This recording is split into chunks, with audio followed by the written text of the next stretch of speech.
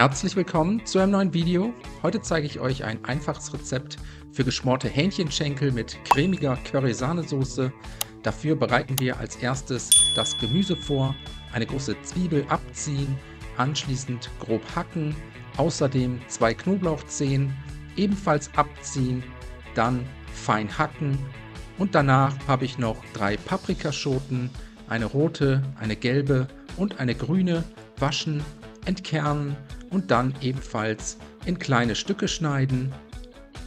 Wenn das erledigt ist, eine große Pfanne mit einem guten Schuss Öl erhitzen, Paprika, Zwiebeln und Knoblauch in die Pfanne geben und für 3 bis 4 Minuten unter gelegentlichem Wenden darin anschwitzen.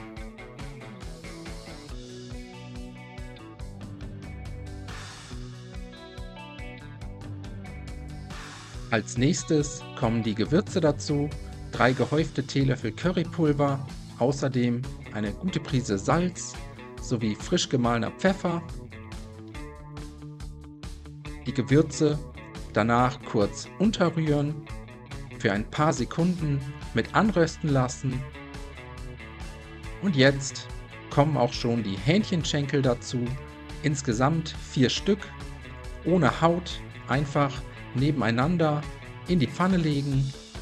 Danach gießen wir mit etwa 600 ml Gemüsefond bzw. Gemüsebrühe auf. Die Hähnchen sollten gut mit Flüssigkeit bedeckt sein. Alles zum Kochen bringen und dann mit geschlossenem Deckel bei niedriger bis mittlerer Hitze für etwa 45 bis 50 Minuten sanft köcheln lassen. Sobald die Hähnchen gar sind, den Deckel abnehmen, die Hähnchenschenkel aus der Pfanne heben, auf einen Teller geben und kurz zur Seite stellen.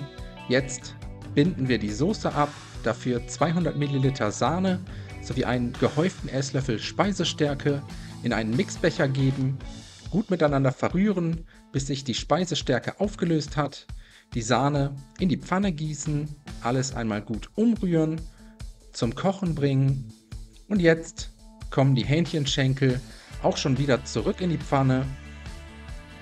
Das Ganze anschließend für ein paar Minuten cremig einköcheln lassen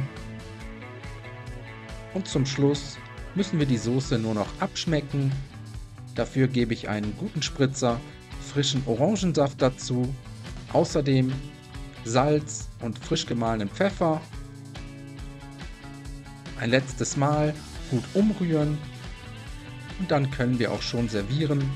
Als Beilage eignet sich gekochter Reis, die Hähnchenschenkel neben dem Reis anrichten, die Curry-Sahnesoße drüber geben, für die Garnitur noch etwas gehackte Petersilie oder Koriander drüber streuen und dann wünsche ich euch auf jeden Fall schon mal einen guten Appetit, viel Spaß beim Nachkochen, bis zum nächsten Mal.